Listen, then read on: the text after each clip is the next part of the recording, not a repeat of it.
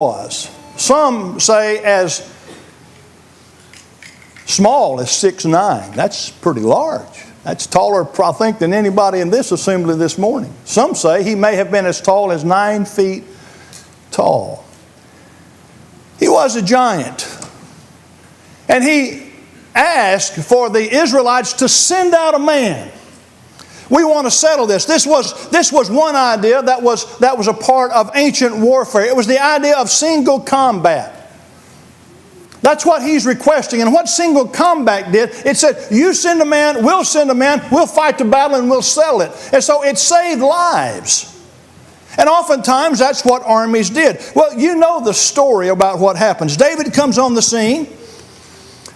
And he comes there because Jesse has sent him to take care of his brothers. He wants to send cheese and grain to his brothers. So he says, David, I want you to go. And David goes to the valley of Elah. And while he's there, he hears Goliath's appeal. If you look particularly at verse 23 of 1 Samuel 17, note what he says. Then as he talked with them, there was the champion, the Philistine of Gath, Goliath by name, coming up from the armies of the Philistines. And he spoke according to the same words. In other words, he's saying the same thing every day. And David heard them. David heard the words that Goliath was speaking, verse 23 says. And David saw what happened according to verse 24, and that is, all the men of Israel, when they saw the man, fled from him and were dreadfully afraid. They left. Here is a shepherd boy who has come to bring sustenance to his brothers, and the brothers and everybody in Israel, every man in Israel flees. And David sees this. And David asks in verse 26 particularly, he says, what shall be done for the man who kills this Philistine and takes away the reproach from Israel? For who is this uncircumcised Philistine that he should defy the armies of the living God? It was a sight to see. Everybody leaves except this young shepherd boy, who in essence raises his fist first at the armies of Israel and Saul himself and says, what's the problem with you people? What's the problem? Can't you stand up? Because we serve the living God, and the living God will give the battle to us. Now, rather than go through the entire story, I want to take a few selections, and I'm going to get to one thing at the end, but I want you just to think about a few things in reference to the conversations that David has. First of all, he has this conversation. This is what Tanner read for us earlier as we began our worship period in verses 28 and 29. Now Eliab, his oldest brother, heard when he spoke to the men, and Eliab's anger was aroused against David and said, why did you come down here, and with whom have you left those few sheep in the wilderness? I know your pride and the insolence of your heart, for you have come down to see the battle. And David said, what have I done now? Is there not a cause? Now I'm going to tell you something. I don't know if David was smaller than Eliab. It's interesting. Abinadab and Shammah, who were other brothers of David and Eliab, that they're there, but this is about the oldest and the youngest. And the oldest says to the youngest, why do you come down here? And whom have you left with those few sheep in the wilderness? He's just belittling David. He's saying the very worst things he could say to David. He says, I know your pride and the insolence of your heart. You've just come down to see the battle. And David, like a young boy would do, he says, well, what have I done now? It'd be like, you know how the older brother treats a younger brother, and the younger brother looks at him, are you still talking trash to me? What have I done now? Is there not a cause? Am I not here for a reason? And so David begins this whole process kind of in a negative light. He has to deal with Eliab. And I want you to think about how David feels about fighting with Goliath as well. David convinces Saul, and we're not going to take the time to read all of that. We're going to come back to that in just a few minutes. But Saul wants David to wear armor. And David, according to verse 39, says, I'm not going to wear this armor because it's not proven. Some of your translations may say it's not tested. And it wasn't tested. So David takes 5 stones and he takes a sling. And I want you to think about this. This is interesting to me. The idea of David taking a sling, folks, is not David taking a slingshot. I had slingshots when I was younger. I couldn't hit anything from a short distance, but I wasn't an expert, didn't want to be an expert. I just liked the idea of pulling something back and letting something go. And if it hit something, I thought that was a pretty neat thing. But slingshots were not slings. And in ancient warfare, there were really, I think the way to say this, there were three types of warriors. There were cavalry. They were those on horseback and those in chariots. There was heavy infantry. Those would be the armed foot soldiers who would attack and who would go into battle and who would fight face to face. And then there were the artillery. Those were archers and those were slingers. And David had the ability to be a slinger. Of course, him using his ability was to protect his sheep. And he may have joined forces, and certainly we know he was a warrior, so we know that maybe he would have used that later on as well. But slingers used a sling, and it was a leather pouch simply like you see here, and it had two long cords. And the projectile would be put in the pouch, and then it would be slung in this sling. And it would be slung at about 6 to 7 revolutions per second. Now, I don't know if you think about that, but that's pretty fast. And the slinger's slinging that at about 6 or 7 revolutions per second, which amounts to about 90 miles an hour. I mean, it's about like a major league fastball, 90 to 100 miles an hour coming at you. Now, I have never faced live pitching with a bat, seeing a ball come at me 100 miles an hour. I was at the Louisville Slugger Museum a few years ago, and they have an exhibition up there where you stand there, and they simulate a ball coming at you. And I stood there with that bat thinking, I'm going to get to this. And I saw the pitcher do this number, and about the time he did this, I heard something go, whoosh. And it had blown, and my bat was still right here. And there's no way, certainly there's no way that I couldn't hit a baseball anyway. But there's no way to hit a baseball for me. It's something coming 90 to 100 miles an hour, and there are people who can throw that. And so when David slings that at 6 or 7 revolutions, and he eventually lets that go, that is flying fast. The stones in the valley of Elah, many of them were made of barium sulfate, which if put in a pouch and if slung 6 or 7 revolutions per second, when let go, it would be, in essence, it would be like firing a 45 milliliter handgun. Now, I've never shot a 45 milliliter handgun, but I don't want to be hit by a bullet. I can tell you that right now. But that was the velocity that David slung that ball or that rock, that smooth stone. That was David's weapon of choice. That's how he protected his sheep, that and his staff. You say, well, what about the accuracy? Well, we're told that expert slingers could hit a target as far as 200 yards away. Now I want you to think about that. 200 yards away. An ancient tapestry they have found tells us that some slingers would hit birds in flight. That's like skeet shooting with a sling. That's amazing. And yet, those who were slingers, they could actually do that. So that was David's choice of weapon. That's what he used. That's what he knew how to use. And Goliath is what? Goliath's heavy artillery. Goliath's not a slinger. Goliath's not an archer. Goliath's wearing 100 pounds of armor, has a spear, and even had an arm bearer who was carrying his shield into this battle. So what happens is Goliath expects this hand-to-hand combat. And so when he sees David coming, he in essence, he tells him, why have you come? You're not ready to fight. And David uses his abilities and God's to kill Goliath. We know the story. Verse 50, so David prevailed over the Philistine with a sling and a stone and struck the Philistine and killed him. There was no sword in the hand of David. David wasn't infantry. That's not how he fought. He fought with a sling.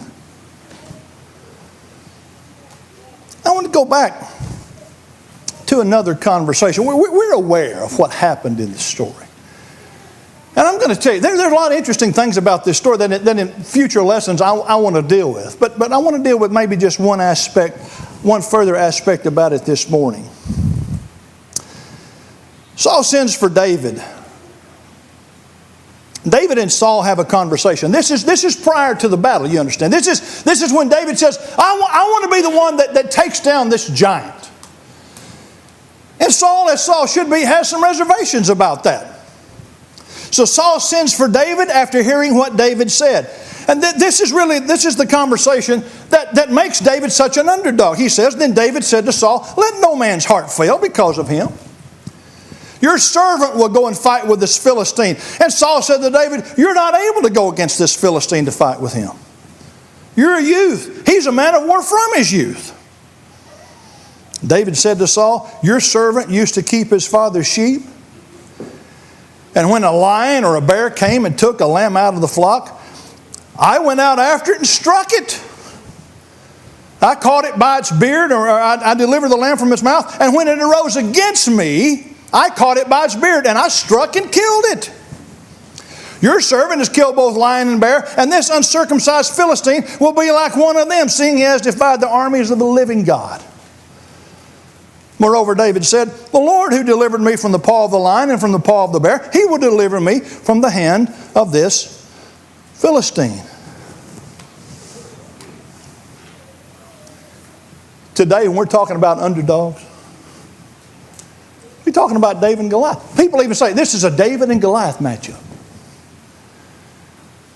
I don't know if it's quite the Warriors and the Cavaliers kind of thing.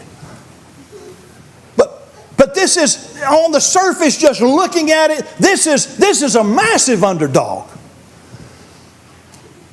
And what we're talking about, when we talk about David and Goliath, we're talking about a metaphor for improbable victory. I mean, this is just not going to happen. That's what we say. Well, this is a David and Goliath matchup. David was an underdog for at least 3 reasons. First of all, it was a boy versus man. Now, Goliath wasn't an older man. Goliath evidently was at the prime of his ability to go into combat. Because he was the one who said, let's have this single combat. Let's see who comes out on top. I'm the one who's going to fight. So he was a man in his prime. And yet, David is a young man. He's a shepherd boy. And David is an inexperienced warrior. He has some ability, obviously, with a sling. But in terms of what Goliath has done, he's not Goliath. And everybody knows that. So that's why there's a problem. That's why there's a concern about all this. And David has a sling.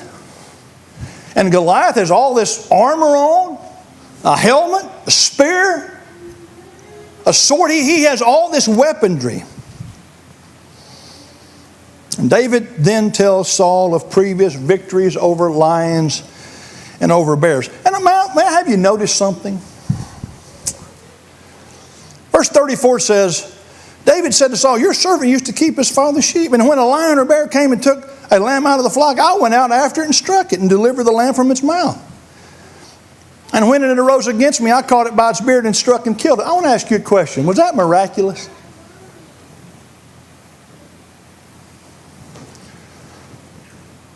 I don't see anything necessarily that tells me that David taking the lion and David taking, there's a miraculous. What I do see is he said, the Lord was with me. I do see that. Now, I don't know to what measure the Lord was with him. I think this is interesting. But he says, I went out after it and I struck it. And I delivered the lamb from its mouth. I didn't kill it because when it arose against me, I caught it by its beard and struck it and killed it. Here's a young shepherd boy. He's telling the king, yeah, that lion and that bear came to me, man, it was over. Struck it and killed it. He came up, struck it and killed it again. But he said it was the Lord. It was the Lord doing that with me. And I'm going to tell you something. If I had been King Saul, I would have said the very same thing to David. I might have said, you have lost your mind. We're not talking about a lion and a bear. We're talking about Goliath. We're talking about a giant. And what's interesting to me is what he says in verse 33. And this is what I want you to focus on for just a minute. And Saul said to David, you're not able to go against this Philistine to fight with him, for your youth. And he's a man of war, and he's been a man of war from his youth. This is all he's ever known. That makes perfect sense to me. It makes perfect sense for Saul to say to David, you're not able to do this. We sometimes, we read this story and we go, well, Saul shouldn't have said that. Yes, he should have said that. That maybe he should have had greater faith, and maybe Eliab or some other man, some other soldier, maybe they should have stepped up. But for him to say what he said, I do understand that, I get that. And David said, well, the Lord will deliver me. Now, I want to ask you a question. Have you ever had to use, does this story ever happen to you? When's the last time you went out and told the President of the United States, hey, we're going to go to single combat. I'll take them because the Lord will be with me. You ever say that to the President or anybody else, even to the mayor? No? So the question becomes, how is this even applicable? Is this just a story that we tell in Bible classes and that we preach about? Is that all this is? Or is this a story about us facing our giants? Well, yeah, I think it is. But none of us have faced this kind of giant. I would have done exactly what the Israelites. I would have run. I'm out of here. If all things were equal, if it just had to be about my physical prowess, don't be laughing at that, and the prowess of a giant, but if that's all we're talking about, I'm out of there. I'm gone. And probably if that's all David's thinking about, he may have been gone too. But what's the lesson for us? Because I think, while it's a good story, I think it's a hard application. I really do. And I think the lesson for us is this. Some of Satan's favorite words are this: you are not able. You can't do it. I don't know if the story of David and Goliath is in here by inspiration so that preachers in 2018 could preach lessons on you are not able. But to me, it's an obvious application. You're not able. And for just a minute, let's think about this. This is Satan using a defeatist attitude. Because I want to tell you something, folks. That there are some of us this morning who are dealing with things in our lives, and you know what we've done? We've told ourselves, I can't do it. And we've quit. We've quit fighting it. We've quit fighting it because we believe what Satan is telling us. You're not able to overcome it. We have a defeatist attitude. And I'm not going to try to make all the applications because I can't make all the applications. I can make them for me. And I can think of some in my life right now where I have basically quit trying because I said, I just can't do it. I received a text not long ago from a young man having difficulty dealing with images that he had chosen to put on his computer screen. Something that even in his own words had become addictive to him. That I am confident God would not approve of in the least for him or anybody else to look at.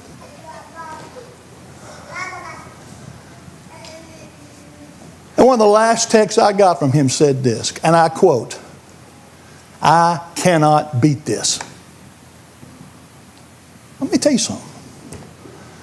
When you reach a point that says, I can't beat it, you can't beat it.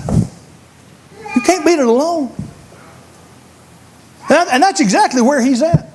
And I think in his mind, he has at least at this point, and he's trying to make some strides to accomplish and to beat that. But there comes a point in time in his life when he just basically said, I can't do it anymore. I can't beat this. That's how addictive it is.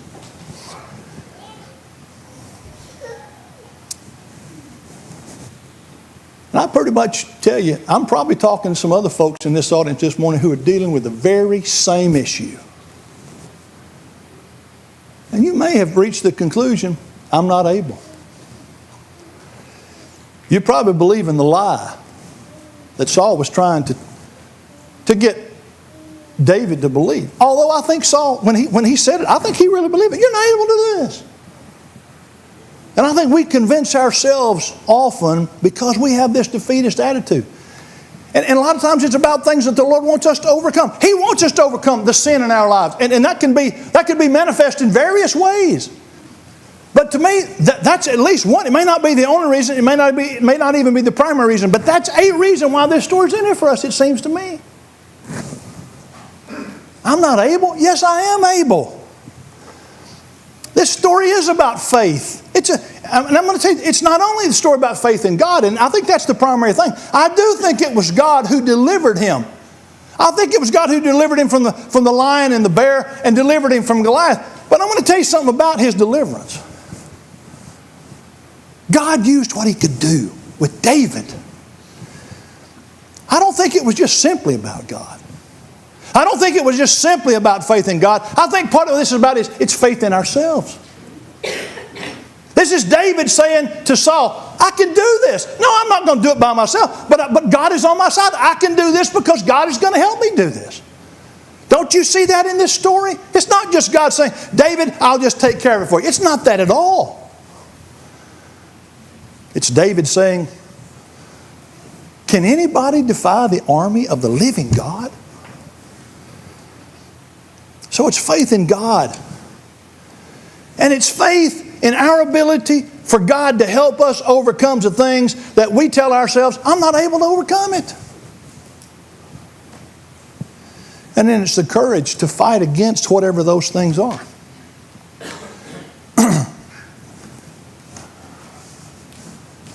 There's a part of me that wishes we had a record of when David was walking out to the battlefield. If he'd had on a heart rate monitor, I wonder what his pulse would have been. Because even with faith in God, that had to be hard. Folks, even faith in God makes things hard. Just because I have faith doesn't mean that things that I have to deal with in my life aren't hard to do. As a matter of fact, just the opposite is true. It's not that I have faith and then everything's fine. That's not the case.